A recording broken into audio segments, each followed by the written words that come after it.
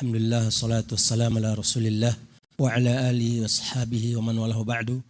Syekh Imam Abdullah bin Abi Bakar bin Ayyub bin Qayyim al-Jauziyah fi kitab Ijtima'ul Juyus al-Islamiyah al-Harb al-Mu'attilah wal Jahmiyah.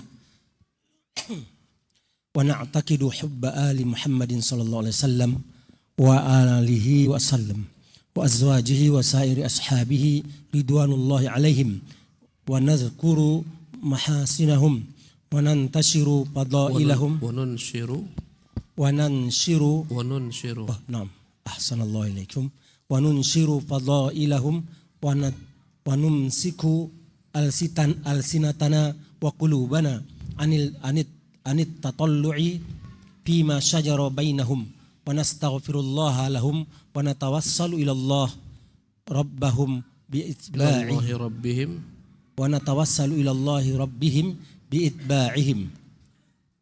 Naam, bismillahirrahmanirrahim. Alhamdulillahi rabbil alamin wa sallallahu wa sallama wa baraka ala abdihi wa rasulihi Muhammadin wa ala alihi wa ashabihi ajma'in. Amma ba'du. Allahumma alhimna rushdana wa qina syurura anfusina. Rabbana rzuqna ilman nafi'an wa rizqan tayyiban wa amalan mutaqabbala. Allahumma faqihna fi dinika wa 'allimna at-ta'wila. Subhanaka la ilma lana illa ma 'allamtana innaka antal alimul hakim wa tub 'alaina innaka antat tawwabur rahim. Al-ikhwatul ahibbatu, kita lanjutkan pembahasan kitab Ijtima'ul Juyush al-Islamiyah al-Harb al-Mu'attilah wal Jahmiyah, buah karya Imam Ibnu Qayyim al-Jauziyah, dan kita masih dalam penjabaran tentang perkataan Ibnu Haddad dari ulama Syafi'iyah, bagaimana siokianya keyakinan Ahlus Sunnah wal Jamaah. Berkata Imam Ibnu Qayyim rahimahullah menukil perkataan Ibnu Haddad, wa na'taqidu hubba ali Muhammadin sallallahu alaihi wa alihi wasallam. Dan kami meyakini kewajiban untuk mencintai keluarga Muhammad sallallahu alaihi wa alihi wasallam. Al-ikhwatul kiram rahimakumullah, di antara keyakinan ahlu sunnah bahwasanya kita wajib mencintai Nabi yang mulia sallallahu alaihi wasallam dan keluarganya. Bahkan di antara bentuk kecintaan kita, tak sempurna salat kita dalam mengucapkan tasyahud kecuali kita harus menggabungkan ungkapan Allahumma salli ala Muhammad wa ala ali Muhammad. Ya Allah, berikanlah salatmu kepada Muhammad dan kepada keluarga Muhammad. Maka Ahlus Sunnah Jamaah keyakinan mereka wajib mencintai ahlu baiti Rasulullah, semua keluarga-keluarga Rasulullah SAW, dari anak keturunannya. Ya, kita cintai semuanya, semua keturunan Nabi yang mulia SAW dan anak cucunya, semuanya keluarga Muhammad, ahlu Muhammad. Ya, kita mencintai seluruh keluarga Muhammad dan anak-anaknya, cucu-cucunya, putrinya Fatimah, dan sebelumnya ada 3 orang dari putri Rasulullah, Ruqayyah, Ummu Kulthum, Zainab.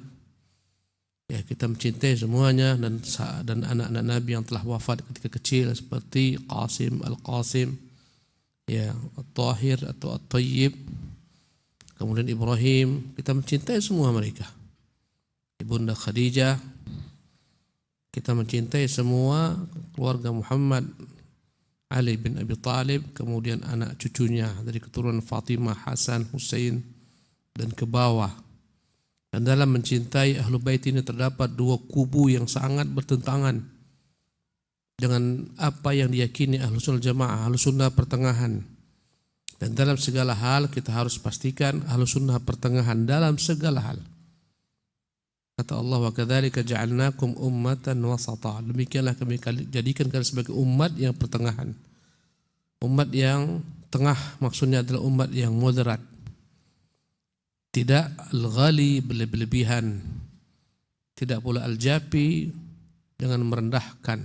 Ada 2 kubu terhadap warga Rasulullah SAW. Satu kubu yang berlebih-lebihan dalam mencintai ahlu bait sehingga mengangkat mereka Ya, sebagian daripada mereka yang diangkat sebagai Tuhan dari selain Allah Subhanahu wa taala.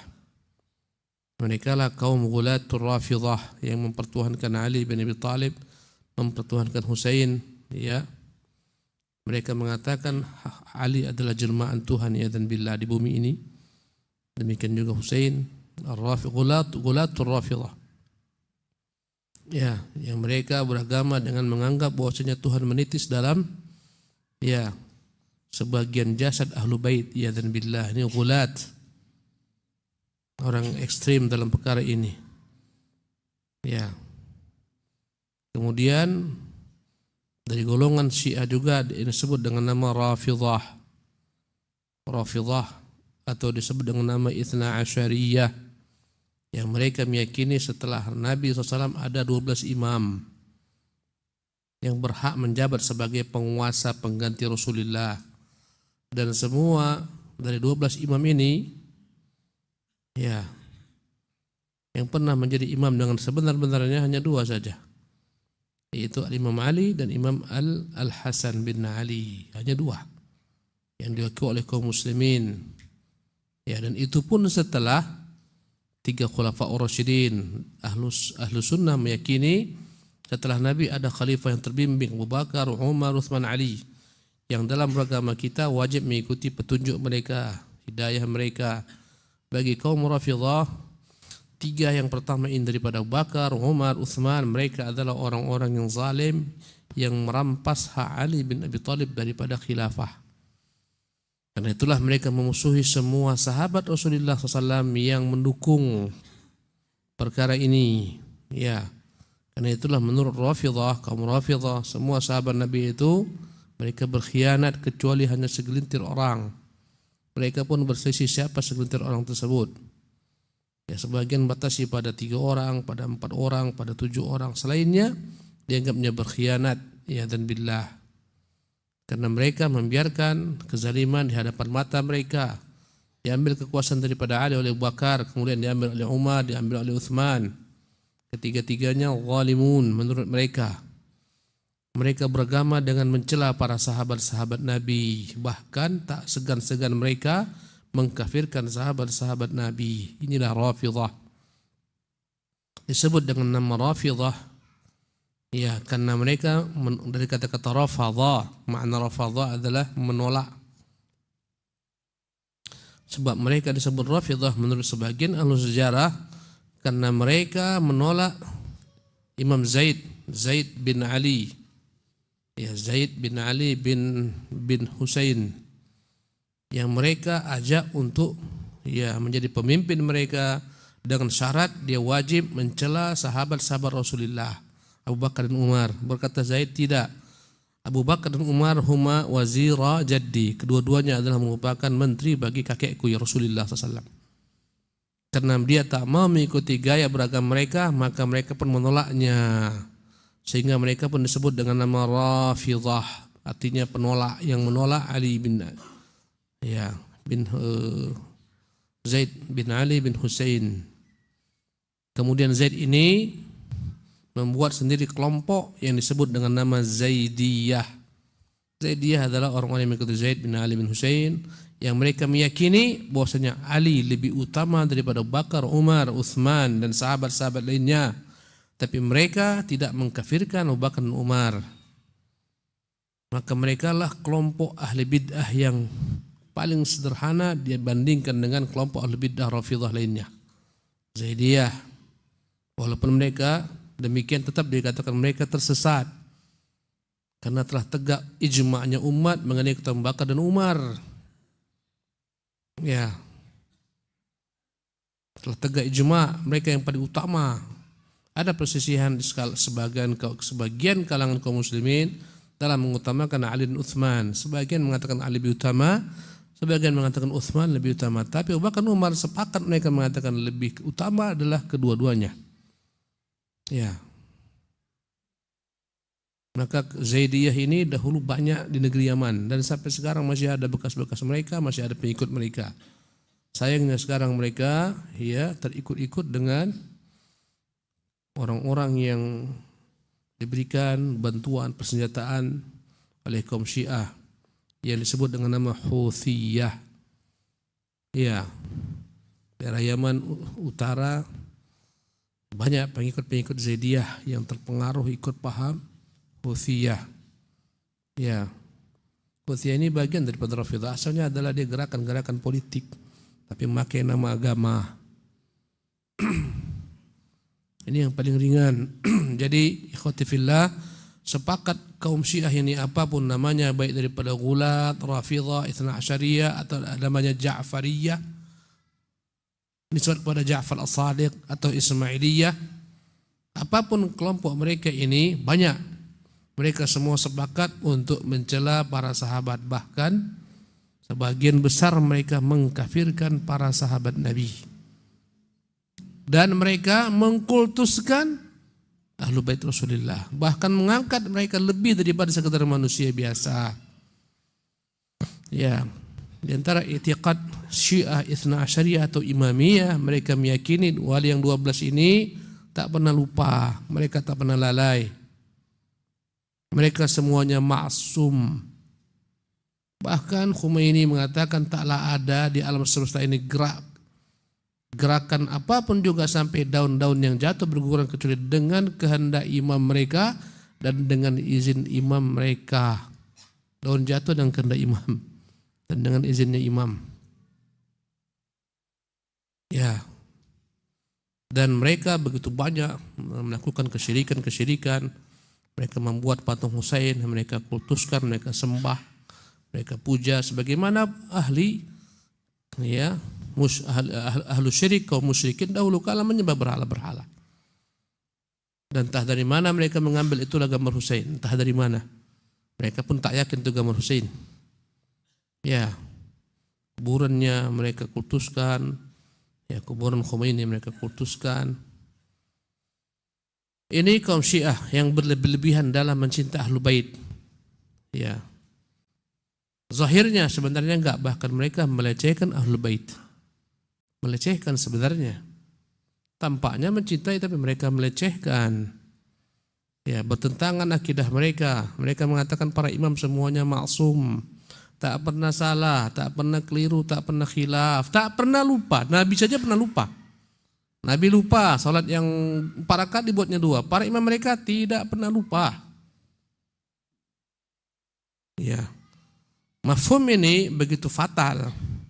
Akhirnya bagikan bumerang kembali kepada mereka. Kalau begitu, ya, terbunuhnya Husain, ya, jangan disalahkan karena dia tahu, mereka tahu perkara gaib, mereka tahu apa yang akan terjadi, gerak alam lain semua dengan izin mereka. Kalau begitu sahlah kepemimpinan Muawiyah, karena Muawiyah menjadi pemimpin atas, ya, pemberian Hasan bin Ali. Hasan dia mengundurkan diri sebagai khalifah, dia serahkan kepada Muawiyah. Mereka setengah mati membenci Muawiyah. Padahal Muawiyah itu menjadi pemimpin, siapa yang memberikan? Hasan bin Ali. Ya. Berarti peristiwa Karbala itu semuanya dengan izin para imam karena mereka tahu. Berarti Husain izin darahnya ditumpahkan, ya, dan billah Husain, karena mereka meyakini para imam tahu perkara gaib. Tak pernah lupa, tak pernah salah. Al-Sunnah mengatakan mujtahid bisa salah, bisa benar. Mereka mengatakan tak pernah salah, bahkan lebih pada itu tak pernah lupa. Ya. Ini sikap mereka. Sikap berikutnya, mereka lah yang membenci Ahlu Baiti Rasulullah. Disebut dengan nama Nasibah atau Nasibiyah. Nasibah atau Nasibiyah ada kata-kata nasabat yang mendirikan. Nasibah adalah kaum yang mendirikan kebencian kepada anak-anak keturunan Rasulullah SAW. Ya, dua kubu yang bertentangan. Satu kubu mengutuskan Ahlu Bait, satu kubu bahkan berusaha untuk memerangi mereka, menumpahkan darah mereka, ya dan billah. Adapun Ahlus Sunnah mencintai Ahlu Baiti Rasulullah SAW, tapi tidak mengutuskan mereka, mengutamakan mereka dengan kedekatan mereka terhadap Rasulullah SAW, tapi tidak mengatakan mereka maksum.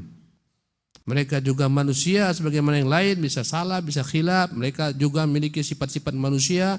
Mereka tidak memiliki sifat-sifat Tuhan sebagaimana diklaim oleh kaum Rafidhah. Ya. Dua kubu yang bertentangan, Ahlus Sunnah tengah-tengahnya. Kemudian Ya, na'taqidu hubba ali Muhammadin sallallahu alaihi wa alihi wasallam wa azwajahu, dan kita pun meyakini bahwasanya wajib hukumnya mencintai semua istri-istri Nabi SAW. Kata Allah, wa azwajuhu ummahatuhum, istri-istrinya Nabi semua ibu bagi orang beriman.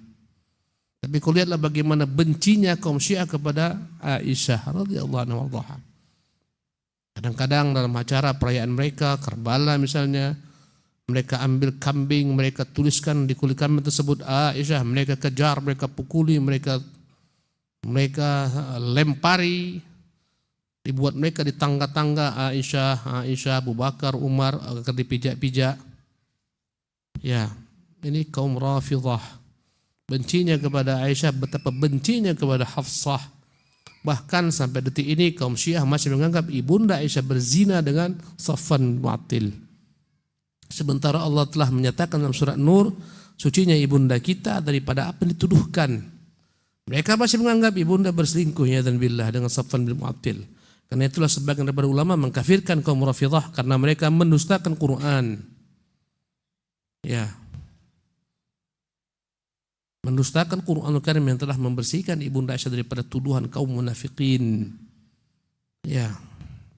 Bahkan mereka punya doa khusus, doa laknat kepada, kata mereka, sanamai Quraisyin, dua berhala Quraisy. Apa maksudnya?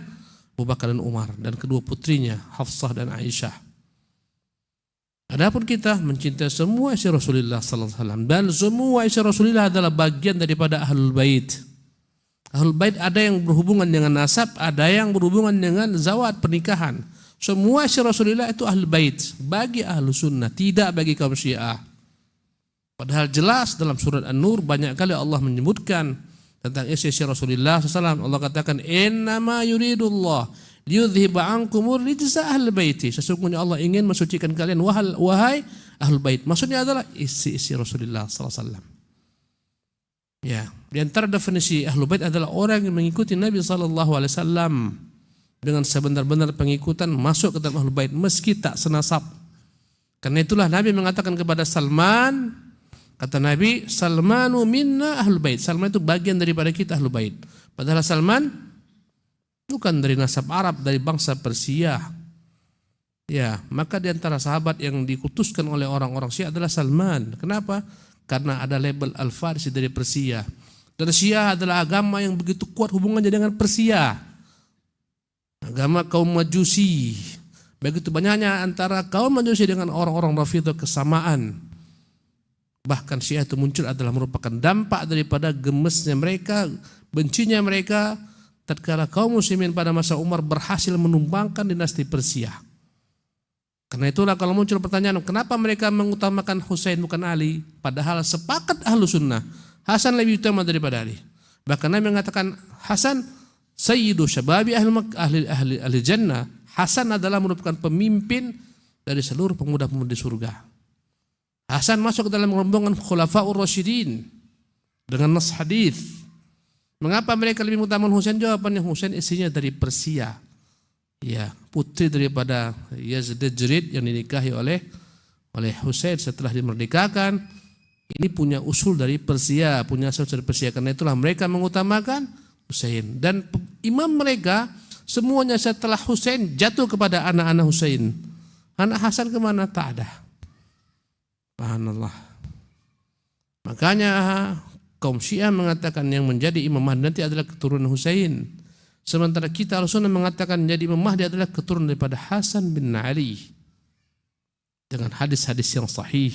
Manakala Hasan dengan rela daripada bertumpah darah kaum muslimin menyerahkan kekuasaan kepada Muawiyah, maka Allah gantikan ya di akhir masa sebelum dunia ini kiamat, Allah gantikan keturunannya menjadi pemimpin bagi seluruh kaum muslimin, bahkan menjadi imam bagi Isa bin Maryam. Ketika Isa turun di salat subuh, mereka berjamaah, imamnya adalah imam daripada anak cucu Rasulullah dari keturunan Hasan, namanya Al-Mahdi, yang namanya adalah Muhammad bin Abdullah. Ketika dipersilakan Isa menjadi imam, kata Isa, tidak, wa imamukum minkum, imam dari kalian. Maka majulah Imam Mahdi, ya, menunjukkan keutamaan umat ini. Kaum Syiah mengatakan Mahdinya dari Husain. Yang lebih aneh menakjubkan, mereka meyakini Mahdi itu masih hidup. Kata mereka Mahdi itu bersembunyi satu gua di Irak namanya Gua Sirdab. Bersembunyi di Gua Sirdab. Ketika naik dinasti Bani Abbas, mereka bersembunyi di Gua Sirdab. Bukan mereka, dia. Yang mereka sebut dengan nama Al-Mahdi Muhammad Askari. Ya, dan mereka mengatakan dalam gua tersebut dia gaib. Dia gaib. Sampai sekarang mereka meyakini imam itu dalam ghaibubah al-kubra, gaib yang besar. Ya. Dan keyakinan mereka tak boleh tegak syariat tanpa ada imam. Bagaimana syariat Syiah? Subhanallah, bagaimana mereka beragama? Mereka kebingungan, akhirnya mereka munculkanlah siasat dengan nama wilayatul faqih. Al-wilayatul faqih adalah perwakilan daripada imam yang gaib, padahal imamnya entah kemana. Yang lebih heran, mengapa dia harus gaib? Bukankah mereka telah punya negara? Mereka punya kekuatan, mengapa harus gaib? Dan kaum Syiah yang datang ke gua tersebut selalu mengatakan, ya imam, ya Mahdi, ukhruj alaina, keluarlah. Subhanallah, sampai saat ini akidah mereka pada Mahdi. Ya.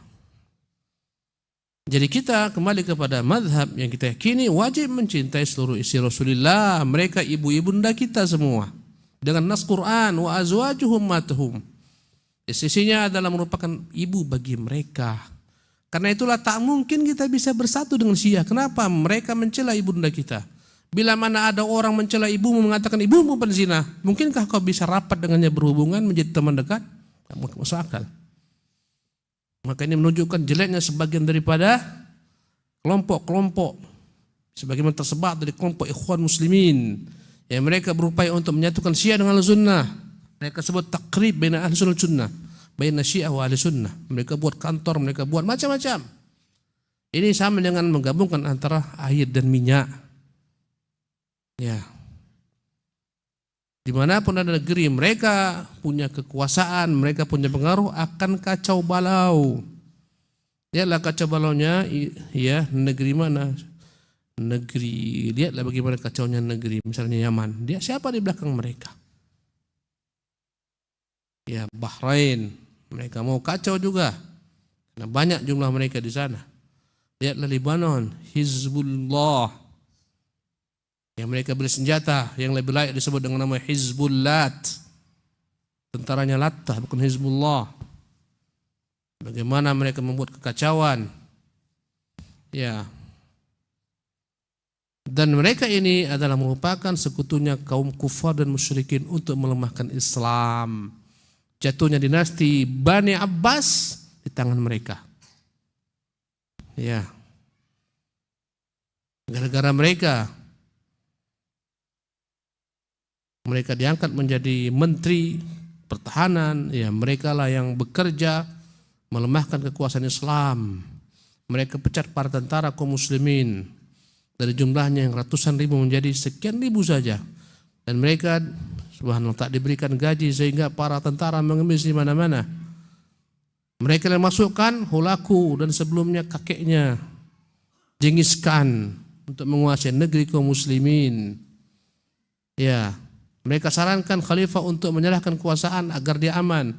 Akhirnya khalifah mereka bunuh. Setelah itu tegaklah pembunuhan besar-besaran di kota Baghdad. Penuh dengan darah-darah kaum muslimin yang mereka tumpahkan. Banyak yang sembunyi berhari-hari dalam tumpukan-tumpukan jenazah agar selamat. Sebagian sembunyi dalam sumur-sumur. Ya, buku-buku mereka ambil, mereka bakar, mereka buang ke sungai Tigris menjadi menghitam dengan tinta-tintanya. Ini kejahatan kaum Rafidhah sepanjang zaman.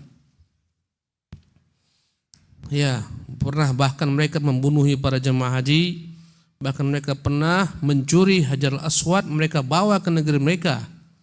Subhanallah. Hajar al-Aswad itu sudah pecah-pecah. Pernah mereka bawa ke negeri mereka. Mereka rampok, mereka rampas, mereka bunuh jemaah haji. Ya, tak pernah namanya ada kaum Wahabi membunuh jemaah haji. Fitnah belaka. Subhanallah. Lihat bagaimana kaum Houthi, kemana mereka tembakkan. Ya, peluru-peluru mereka tembakkan ke Mekah. Subhanallah. ke Mekah. Kembali kita lanjutkan. Ini cerita panjang kalau kita lanjutkan, tak selesai kita. Wasaira ashabihi ridwanullah alaihim ajma'in, dan kita pun wajib mencintai seluruh sahabat-sahabat Rasulullah SAW. Tanda keimanan seorang itu benar manakala mencintai semua sahabat. Tanda seorang itu tersesat manakala membenci seorang sahabat. Semua sahabat wajib kita cintai tanpa kita beda-bedakan. Wajib dari sisi kecintaan. Walaupun tentu sebagian mereka lebih utama daripada sebagian lainnya, tapi semuanya kita cintai. Maka tanda-tanda orang itu ahli bid'ah bila membenci sahabat. Kalau kau ada mendengar ada yang mencela Muawiyah, ada yang mencela Utsman, itu adalah orang-orang menyimpang. Dan sebagian daripada kaum Syiah ini pintar bermain politik. Mereka berusaha untuk meyakinkan umat bahwasanya para sahabat itu ada yang bersalah, ada yang khilaf. Mereka angkatlah ketika itu Muawiyah. Muawiyahnya adalah pencuri kekuasaan, Muawiyah segala macam. Sehingga orang-orang Islam ikut-ikutan mencela Muawiyah. Sebelumnya mencela Utsman. Sampai saat ini masih saja banyak yang mengatakan Utsman itu nepotisme dan seterusnya. Mereka banyak merubah sejarah-sejarah, dikotori buku-buku Islam dengan sejarah-sejarah kaum Rafidhah. Ya. Maka mereka akan teriak-teriak agar kita mencela Muawiyah. Muawiyah adalah pintu para sahabat. Jika Muawiyah telah digugurkan, masuklah ketika itu ke dalam sahabat-sahabat lainnya berbagai macam celaan, tuduhan, fitnah. Kewajiban kita semua sahabat kita cintai. Ya, semuanya mereka wajib kita cintai.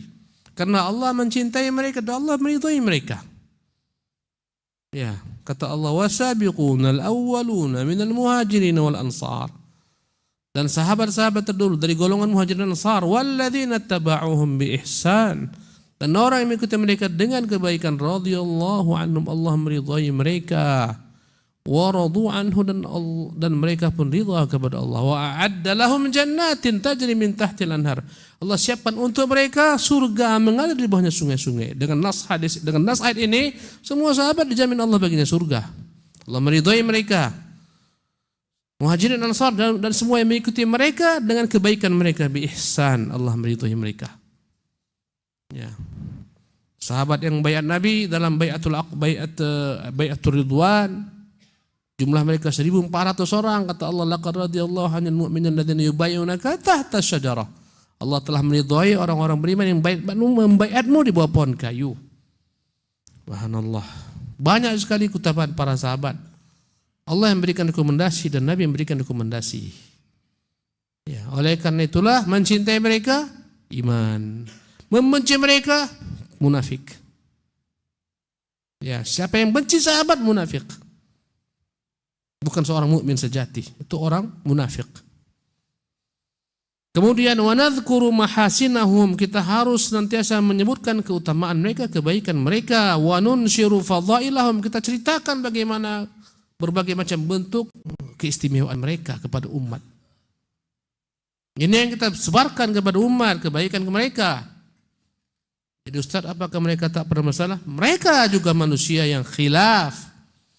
Tapi kekhilafan mereka, kesalahan mereka bagikan setitik air dalam samudra kebaikan mereka yang luas.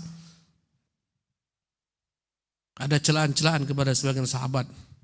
Ya. Dari athar-athar dari Nabi SAW. Maka kata Ibn Taimiyah rahimahullah, tak ada yang sahih.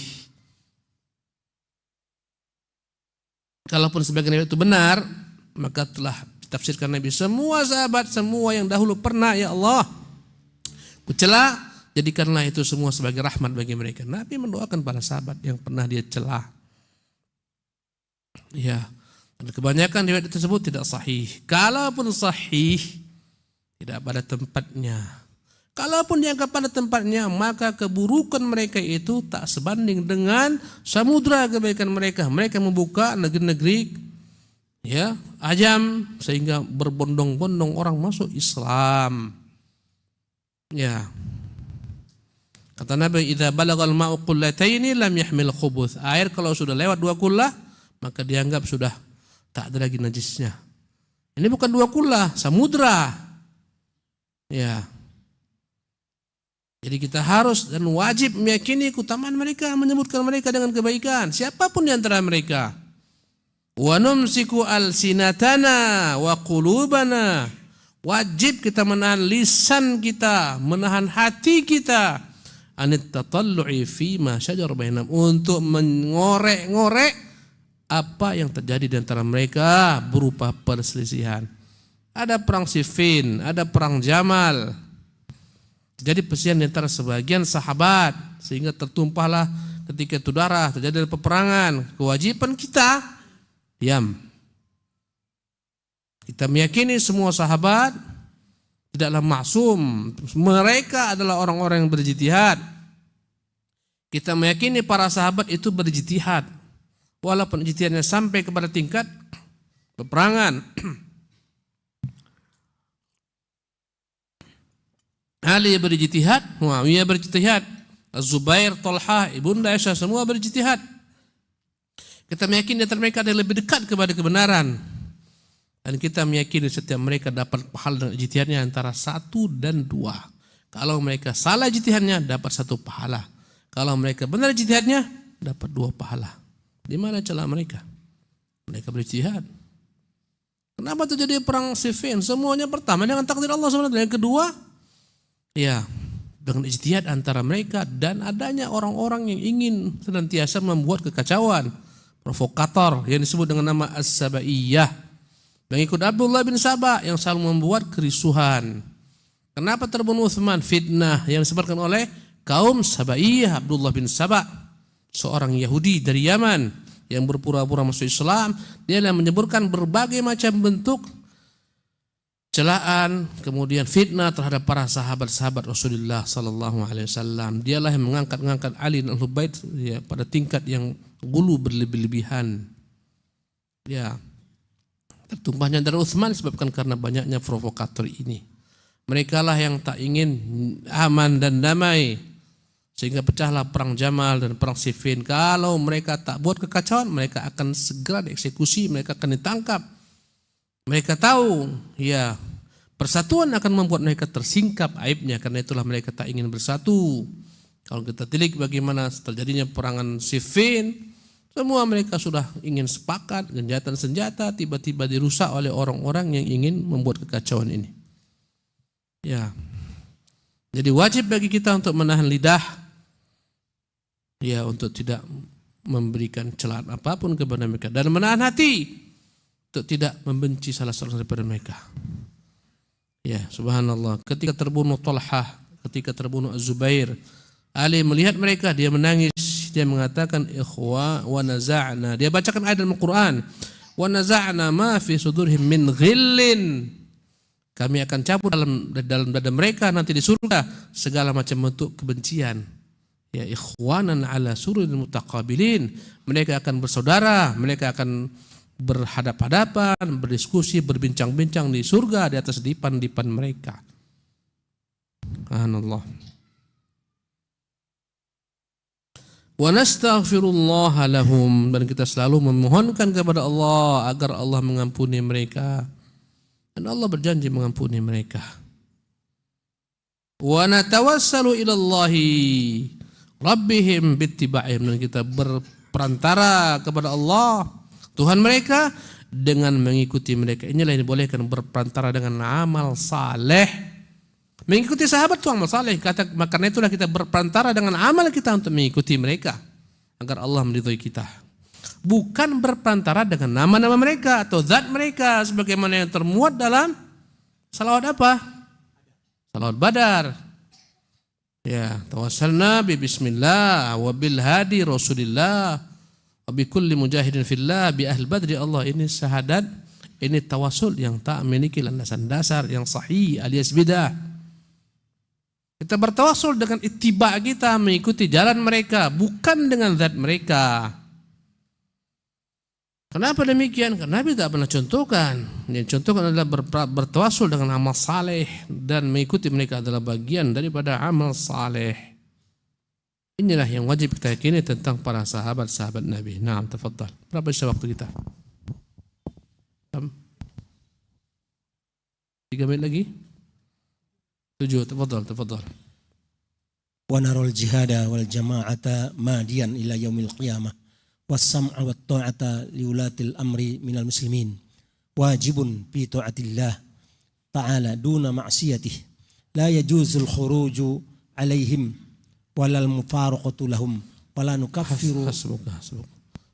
Berkata Imam Ibnu Haddad Asy-Syafi'i rahimahullah sebagaimana nukil Imam Ibnu Qayyim, naral jihada wal jama'ata madiyan. Kami meyakini, menganggap akan senantiasa ada jihad ila yaumil qiyamah, sampai hari kiamat.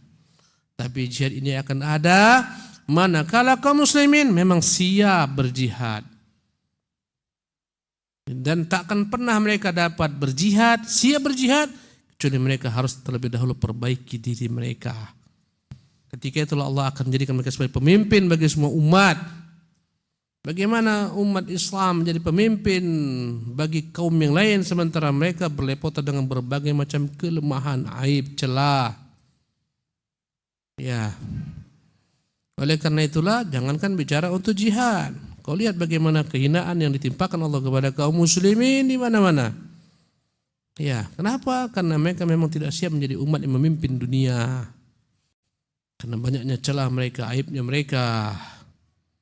Berapa banyak umat ini yang mengotori akidah mereka dengan kesyirikan. Berapa banyak umat ini yang mengotori ibadah mereka dengan bid'ah. Berapa banyak daripada umat ini yang mengotori agama mereka dengan akhlak yang buruk dalam segala sisi, dalam berjual beli, bermuamalah kepada manusia dan seterusnya. Sementara Allah tak akan pernah merubah nasib satu kaum sampai mereka merubah diri mereka. Kata Allah SWT, ya, innallaha la yughayyiru biqaumin. Allah tak akan merubah satu kaum hatta yughayyiru ma bi anfusihim, sampai mereka merubah apa yang terdapat dalam diri mereka.